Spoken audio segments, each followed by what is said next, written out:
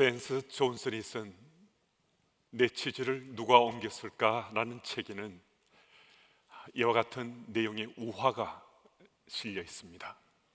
아주 먼 옛날 멀고 먼 곳에 두 마리의 생쥐와 두 꼬마 인간이 살고 있었습니다. 그들은 매일 아침이 되면 미로를 찾아 나서서 맛있는 치즈를 구하려고 뛰어다녔습니다. 그들은 매일매일의 현재의 삶에 참 만족하며 살았습니다. 두 마리 생쥐 이름은 스니퍼와 스컬이고 두 꼬마 인간의 이름은 허와 햄인데, 이들은 체구는 생쥐처럼 작았지만은 그 모습과 행동하는 것은 지금 현재 우리와 다를 바가 없었습니다. 그러던 어느 날 그들 각자는 자기들이 정말 좋아하는 치즈 창고를 발견해냈습니다. 치즈 창고 C에서 그들이 원하는 치즈를 찾아내고 매일 아침이면 그곳을 찾아들어서 치즈를 마음껏 양껏 먹고 하루하루 참 즐거운 생활을 할 수 있었습니다. 이제 치즈 창고를 찾아가는 삶이 익숙해져 버렸습니다. 매일 그 생활에 만족하며 살고 있었습니다. 그런데 어느 날 치즈 창고 치즈가 이 C에서 거의 사라져 버리는 겁니다. 사실은 이미 이 치즈가 줄어들어서 없어질 상황이 되었지만은 그들은 그 편안함에 안주하고 있었고 만족하면서 치즈가 사라지는 것을 눈치채지 못했어요. 그런 어느 날 이 치즈가 거의 사라지게 된 것입니다. 이런 현실을 맞게 됐을 때 그들 가운데 몇몇은 그 창고를 나가서 다른 치즈 창고를 찾아 나섰습니다. 또 나머지는 여전히 치즈 창고 C에서 무엇인가 더 있으리라 기대하면서 주변만을 기웃기웃하면서 또 시간을 보냈습니다. 두 마리의 생쥐와 꼬마 인간 허는 치즈 창고를 찾기에 나섰다가 자신들이 원하는 새로운 치즈 창고를 찾아내고 그곳에서 다시 생활을 시작했습니다. 그런데 꼬마 인간 햄은 치즈 창고 C에서 여기에 무엇인가 또 있으리 생각하고 주변만 기웃거리면서 시간을 보내고 세월을 보내고 있었습니다. 스펜스 존슨은 이 우화를 통해서 우리에게 변화라는 화두를 던집니다. 변화는 우리 인생을 송두리째 흔들어 놓기도 하고 우리 인생이 안전한 곳을 향한 새로운 이정표를 우리에게 제시해 주기도 합니다. 하지만 안타깝게도 우리는 변화라는 것을 긍정적으로 잘 받아들이지 못하기도 합니다. 지금 내가 사는 이 세상이 좋은 거예요. 익숙한 것이 나를 편안하게 합니다. 내 인생을 친근하게 하기도 합니다. 그래서 다가오는 변화의 현실을 애써 외면하며 살고 있기도 합니다. 그리고 알 수 없는 내일에 대한 두려움 때문에 현실에 안주하는 것이 최선이다 생각하고 오늘도 살고 또 내일도 살려고 할 수 있습니다. 현실에 안주하며 우리가 살아가게 될 때 장차 10년 후쯤 그때 우리 삶이 어떨 것 같습니까?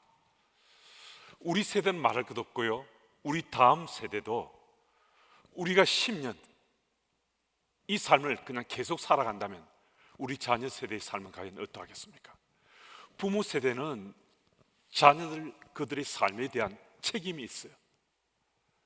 그들의 삶을 계도하고 인도하고 그들을 양육하는 그 의무감도 우리 속에 있는 거거든요. 그런데 어른 세대는 다음 세대와 달리 잘 변하지 않다 보니까 요즘 세대는 분 단위로 변하기보다 초 단위로 변할 만큼 초강속 시대에서 변화 속에 살고 있는데, 이 부모 세대는 분 단위 정도는 말할 것 없고 시간 단위로도 잘 변하지 않으려고 자기 잘 지켜가는 그런 모습일 수도 있습니다. 요즘 발표되는 이 세상 속의 통계 수치를 보면요, 공동체들의 내일이 별로 밝게 보이지 않습니다. 여러 지표들은 우리를 참 불편하고 힘들게 만드는 세상이 되어버리고 있습니다. 보수적인 통계 지표로 알려지는 통합적 장로교 우리 교단의 통계 지표도 지금 오늘 현 시대가 위기의식을 갖게 해서 속속 발표하는 그 통계들은 계속 미끄럼질을 하고 있는 그 통계 지표를 보여주고 있습니다. 우리 앞에 보여주는 이 현실들은 이제는 우리가 전혀 상관없을 거라고 생각했던 유럽의 교회들을 지금 따라가고 있습니다. 교회가 팔려서 술집이 됩니다. 교회가 팔려서 바가 됩니다. 교회가 이단들에게 팔려가고 있습니다. 이게 유럽 교회의 약 한 50여 년 전에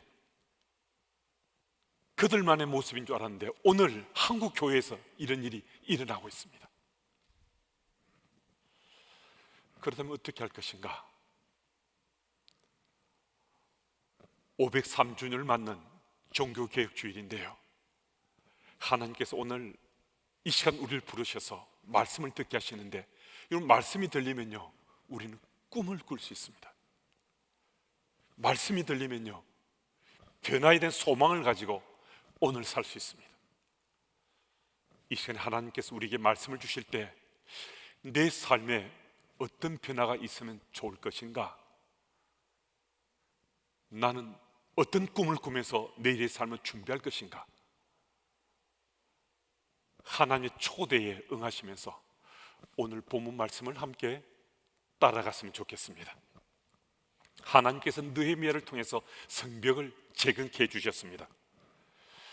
이스라엘 백성들이 바빌론의 포로로 끌려간 후에 그들이 해방되었습니다. 주전 586년에 남유다가 바벨론에서 망했는데 주전 539년, 538년에 고레스 왕에 의해서 칙령이 내려져서 팔레스타인을 귀환하기를 원하는 유대인들은 다 고향으로 돌아갈 수 있었습니다. 그런데 약 한 5% 미만만 고향으로 돌아갔습니다.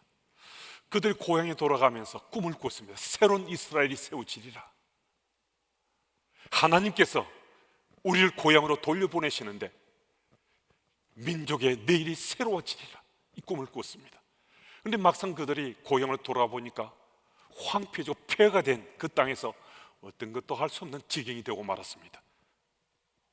성전을 세우는 것도 힘겨웠고 성벽을 재건하는 것은 방위꾼들에 의해서 번번이 실패해서 약 140년 이상의 시간이 지나갔습니다.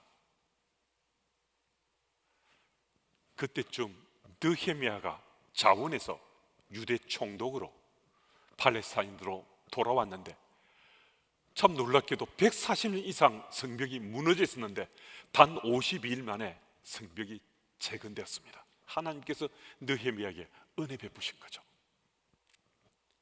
성벽이 재건됐다는 것은 이스라엘 민족 공동체가 안정적인 삶을 시작할 수 있게 되었다는 겁니다. 이스라엘 백성들이 안정기에 접어들게 되었을 때 이제 그들이 안전한 삶을 시작했다는 거죠. 그들에게 하나님께서 은혜 베푸시고 계셨습니다. 느헤미야가 주도하는 영적 재각성과 하나님께서 언약 백성들에 베푸시는 말씀을 또한 순종함이 그들을 통해서 대성회가 열려지게 됐습니다. 그런데 참 놀라운 것은 이 대성회가 느헤미야가 주도해서 열린 것 같지만 실제 이걸 시작한 것은요 이스라엘의 평민 공동체였습니다. 이스라엘 리더들이 이것을 주도한 것이 아니었어요. 그 당시 느헤미야가 총독이고 에스라가 학자여서 백성들이 원하는 간청을 들어준 것이지 이들이 먼저 시작한 것이 아니었습니다. 그럼 참 놀라운 일이 일어난 거죠. 무슨 말씀인가 하면 이스라엘 백성들이 하나님 말씀을 사모해서 에스라를 찾아가서 하나님 말씀을 듣고자 간청했다는 겁니다. 그럼 이 사실이 참 중요한데요, 그럼 세상에 어떤 것으로도 우리 삶이 참 바뀌지 않습니다. 내 속에 있는 어떤 것으로도 우리 삶은 잘 달라지지 않는데요, 말씀은요 개인의 삶을 변하게 합니다. 말씀이 공동체에 주어지면요, 공동체의 삶도 달라지게 됩니다. 그런데 말씀은 파워풀한 영향력을 가지고 우리 삶을 변화시키고요, 변화된 말씀은요, 이건 계속 지속돼야 되는데, 변화된 말씀이 수성되는 것은, 지켜지는 것은 기도를 통해서 이게 가능합니다. 그래서 여러분과 제 삶 속에 말씀과 기도가 있으면 오늘도 내 삶이 변할 수 있고, 변화된 삶을 지속하며 그리스도를 살아갈 수 있다는 거예요. 느헤미야에게 하나님께서 은혜 베푸셨는데 이스라엘 백성 공동체 속에 이제 말씀에 대한 사모함으로 그들이 변했다는 겁니다. 변하기 시작했습니다.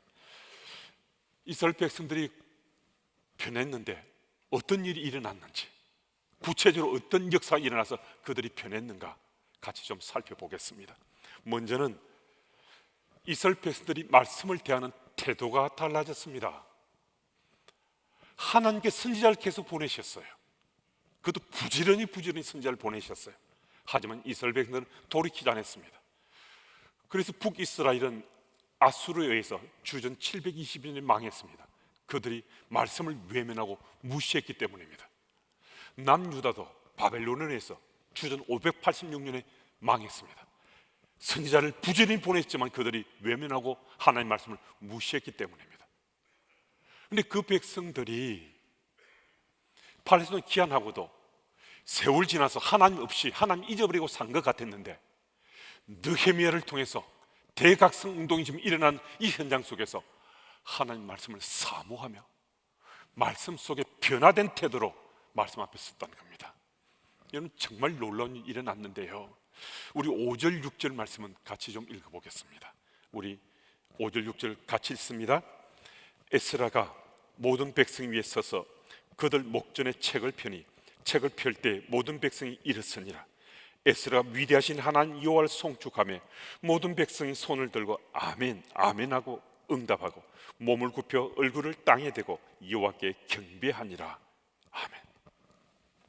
에스라가 읽은 것은 분명히 하나님 말씀입니다. 하나님 말씀이 백성들이 들려졌을 때 그들이 아멘 아멘 하고 지축을 흔드는 소리가 세상에 울려 퍼졌습니다. 그리고 그들은 얼굴을 마치 땅에 대듯이 하나님 경배하는 모습으로 하나님 앞에 아멘 아멘 소리치고 있습니다. 여러분, 이게 어떻게 가능했죠? 어떻게 이런 일이 일어날 수 있습니까? 말씀에 대한 그들의 태도가 달라지기 때문입니다. 아무리 말씀이 선포되고 선지자들이 그들 가까운 곳에서 외치고 또 외쳤을 때도 말씀을 외면하고 무시하던 그들이 하나님 말씀 앞에서 다른 태도로, 이젠 달라진 태도로 말씀을 받았습니다. 이 순간에 하나님 말씀은요, 절대 진리가 되었습니다. 이 말씀에 대한 나의 태도가 어떠한지 한번 생각해 보시겠습니까? 오늘 말씀에 대해서 우리도 말씀을 절대 진리로 믿고 있는가 한번 생각해 보아야 됩니다.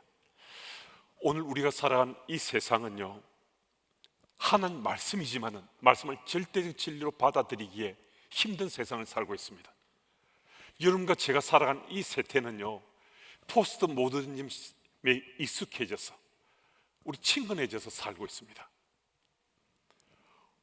음악이나 영화나 그리고 뭐 생활의 어떤 습관들, 문화의 트렌드들, 그 모든 것들도요, 이 포스트 모더니즘에 익숙해진 우리 삶의 양태들을 보여주고 있습니다.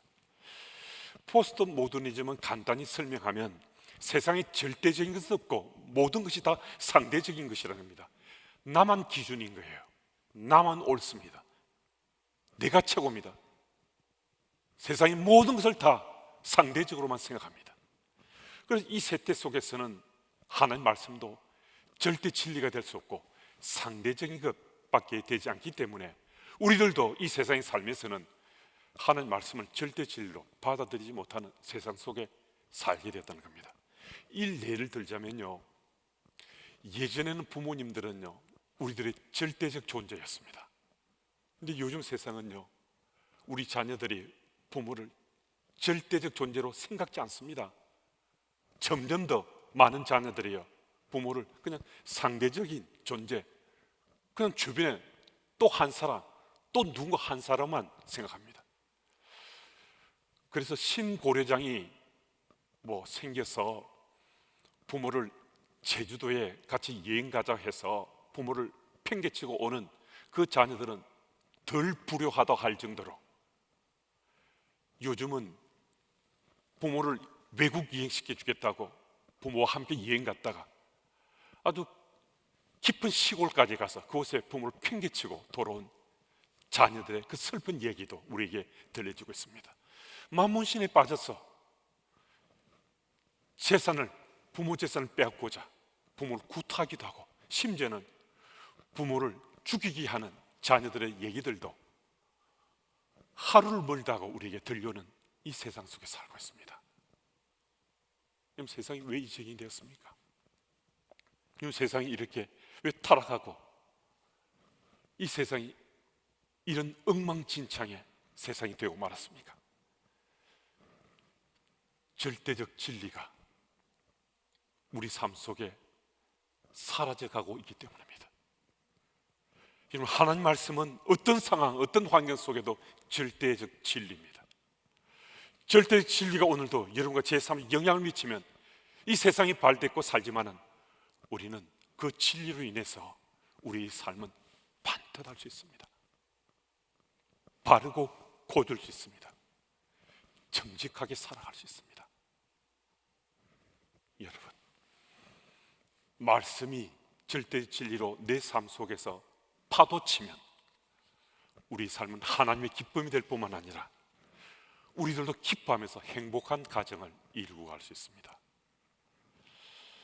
주의 말씀을 대하는 태도가 아주 분명해서 말씀을 절대적 진리로 받아들이고 믿으시는 여러분들이 다 되시길 바랍니다. 그리고 오늘 말씀을 두 번째로 보면 마음이 재건되어야 한다는 겁니다. 7절입니다. 백성이 제자리에 서 있는 동안 그들에게 율법을 깨닫게 하였는데 8절입니다. 그 뜻을 해석하여 백성에게 그 낭독하는 것을 다 깨닫게 하니 말씀이 선포되고 그 말씀을 들었던 이스라엘 백성들은 말씀의 뜻을 깨닫게 되었다라고 기록되어 있습니다. 9절 말씀을 보면 말씀의 뜻을 깨달은 그들이 울었다라고 말씀합니다. 울었다고 번역된 히브리어는 애통하다라는 뜻을 함축하고 있습니다. 이날은 일곱째 달 초하루였습니다. 7월 1일입니다. 이날은 이스라엘 백성들이 팔레스타인을 귀환해서 하나님 앞에 제단을 쌓고 번제물을 올려드렸던 첫 번째 날이었습니다. 당시 살아남은 자들에 대한 하나님의 놀라운 사랑을 기념하는 그 절기로 지키는 날이 바로 이 나팔절이었습니다. 이 날은 좋은 날이었습니다. 백성들이 하나님의 사랑을 기억하고 축제처럼 페스티벌을 여는 바로 그 날이 이 나팔절이었습니다. 뿐만 아니라 오늘 본문 현장에는 성벽도 재건되었습니다. 하나님께서 올곧고 건강한 지도자도 세워주셨습니다. 지금 예배 드리면서 하나님 주시는 기쁨과 은혜도 누리고 있습니다. 그러니 그들이 울고 있었습니다.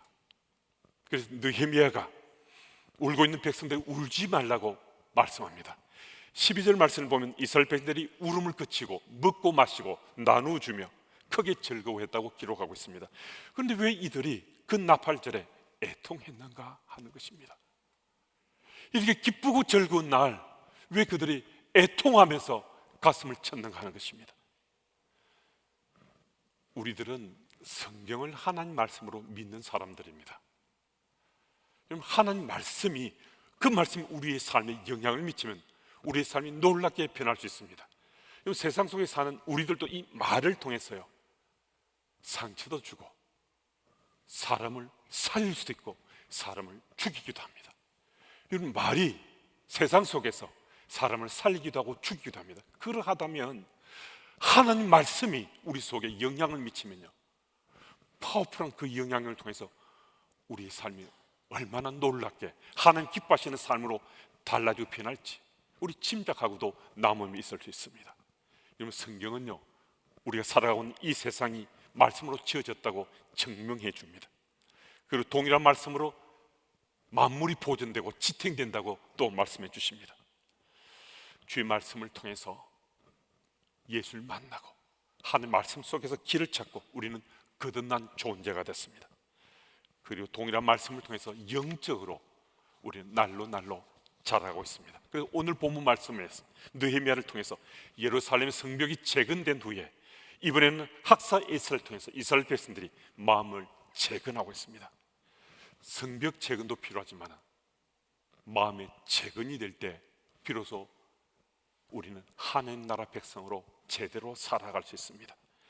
그래서 우리가 마음이 재건되었다는 것을 통상적으로는 영적 회복이 일어났다고 말씀합니다. 하나님께서는 오늘 이 자리에 함께한 우리들에게 영적 회복이 일어나서 마음이 재건되길 원하는, 마음이 재건됨으로 또 영적 회복이 일어나는 하나님 마음이 우리에게 지금 전해지고 있습니다. 여러분, 우리 잘 아시잖아요. 예수께서 산상수훈을 통해서 애통하는 자가 복이 있다고 말씀해 주셨습니다. 여러분, 애통을 통해서 우리는 치유가 있고 회복이 있고 소망이 채워집니다. 그래서 예수님께서는 애통하는 자가 치유가 있고 회복이 있고 소망이기 때문에 복이 있다라고 말씀했습니다.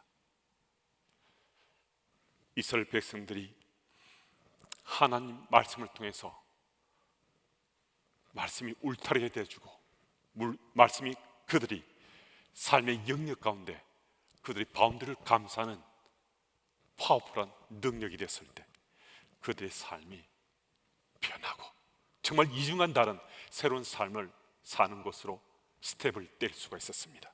여러분, 오늘도 여러분 제 마음이 애통하는 마음이 되면, 우리 마음이 재건되어 애통하는 마음이 되면 우리는 치유와 회복과 소망을 채워져서 이전과는 전혀 다른 그리스도인 삶을 새롭게 살아갈 수 있습니다.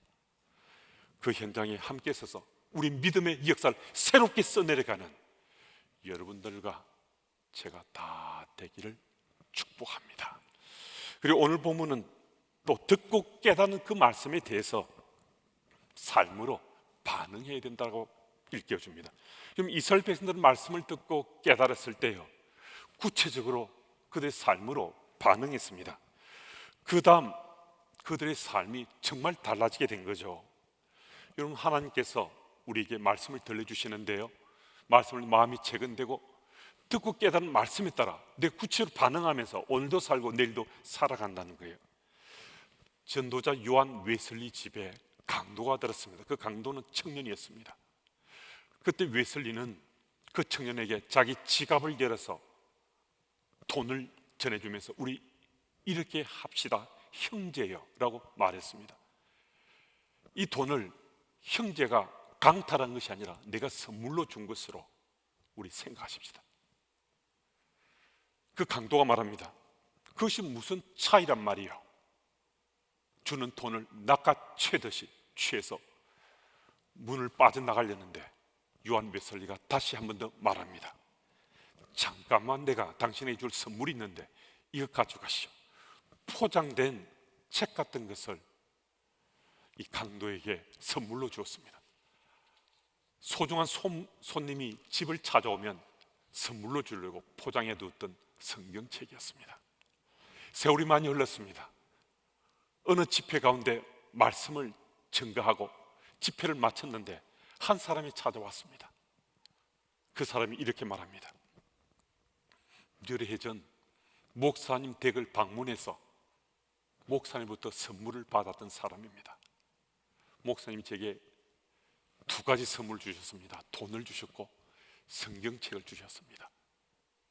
성경책은 받아서 팽개쳐 두었는데 어느 날 그 책이 눈에 띄어서 책을 읽었는데 말씀이 제 삶에 다가왔습니다. 말씀이 저를 변화시켰습니다. 저는 이제 새로운 인생을 살고 있습니다. 그리고 목사님께 제가 선물을 두 가지 가져왔습니다. 한 가지는 이전에 제가 뺏어갔던 그 돈의 2배를 준비해 왔습니다. 그리고 목사님이 사역하는 가운데 저를 동력자로 써주시면 저도 목사님이 동력자로 사역하겠습니다. 정말 놀라운 일이 일어난 거죠. 그럼 이게 어떻게 가능했습니까? 말씀이 우리 속에 부딪히면요, 그 말씀에 내 삶이 구체로 반응하면 우리 삶이 이 강도가 웨슬리 목사님의 동력자로 자원해서 그 자리에 서길 원하는 이런 변화가 일 수 있습니다. 저 또한 세상 속에 살면서 하나님께서 보실 때 항상 긍휼한 마음으로, 애처로운 마음으로 볼 수밖에 없는 청년 시절을 보냈습니다. 근데 말씀이 제게 부딪혔습니다. 저 꼬꾸라졌습니다. 온통 제 삶이 뒤집어졌습니다. 단 한 번도 신학을 하리라 생각조차 안 했던 제가 말씀 속에서 제 삶이 반응하기 시작하고, 꼭 신학을 해야 바른 그리스도인 산다는 건 아닙니다. 다른 잡을 가지고도 제 인생을 살 수 있었겠지만은 하나님께서는 저를 콜링하셨고, 저는 주의 말씀에 놀라운 하나님의 손길 역사를 통해서 제 삶이 변하고, 그래서 오늘 아직도 주께서 저를 변화시켜 가시겠지만은 저는 강단에 서서 주의 말씀을 선포하는 목사가 되었습니다. 여러분, 우리가 처한 삶의 자리가 어떠하든 간에 주의 말씀이 부딪혔을 때 그 말씀에 구체적으로 내가 반응하며 살아가면 정말 우리는 변화된 그리스도로 살아갈 수 있습니다. 여러분, 한번 우리 삶의 뒤안길을 살펴보십시오. 10절 말씀을 보면 이스라엘 백성들이 마음이 재건되는 변화를 취하는 위해 유월 기뻐하는 것을 능력으로 삼고 살았다고 합니다. 여러분과 저도 우리 지난 삶 가운데 유월 기뻐하는 것을 능력으로 삼고 살았던 변화된 흔적들이 곳곳에 널려 있잖아요. 우리의 삶이 유월로 인해서 얼마나 기뻐했습니까? 정말 나는 달라졌다고 소리치면 내가 살아왔던 삶의 족적들이 남겨져 있습니다. 그런데 혹 지금 오늘 내 삶이 그 변화가 멈추어 버렸지는 않습니까? 성경을 펼쳤어서 성경을 읽는 가운데 멈추어서 혹 눈물을 흘린 일이 요 근래에 있었습니까? 주께서 들려주는 메시지가 내 마음밭에 부딪혀서 무릎을 쳐서 복종시키며 주님께 간절하게 기도한 내 모습이 요 근래에 보여졌습니까? 만약에 이런 모습들이 지금 내게 없다면요, 그리스도인 살아가는 내 삶의 변화가 멈추어 버렸을 수 있습니다. 여러분, 그리스도인 삶은요, 매일매일 아주 정말 작은 부분이라 하더라도 우리 삶은요 변하는 겁니다. 왜냐하면 하나님께서요 오늘도 우리를 빚어가시는 거거든요. 날로 우리는 다듬어져 가는 겁니다. 주의 말씀이 우리를 어제와는 다른 오늘과는 또 다른 내일로 우리 삶을 변화시키면서 믿는 자의 삶을 살게 하십니다.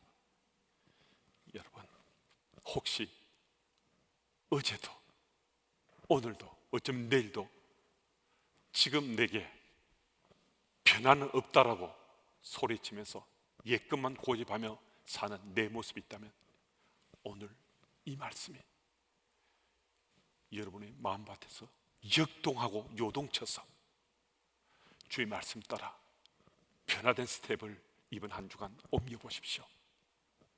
정말 이전과는 다른 새로운 그리스도인 삶을 살아갈 수 있습니다. 여러분, 말씀 앞에 꼭 울지 않아도 됩니다. 말씀 듣고 소리쳐 기도하지 않아도 됩니다. 하지만 우리 그 느낌 알잖아요. 주께서 지금 내 삶 속에 역사하시는 그 느낌 알잖아요.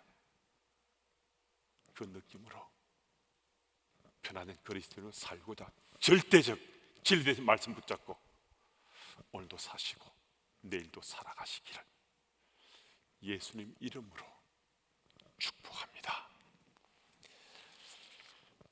기도합니다. 하나님 아버지, 503회 종교개혁주의를 하나님께 올려드리게 하시니 감사합니다. 이 예배를 통해 다시 한 번 더 우리 믿음의 삶에 하나님 기뻐하시는 변화의 물꼬를 틀 수 있는 우리에게 주님 도와주옵소서. 말씀에 대한 나의 태도가 변하게 역사하시고 나의 마음이 재건토록 간섭해 주시고 듣고 깨달은 말씀에 구체로 반응하며 살아갈 수 있는 우리 모두 되게 주님 도와주옵소서.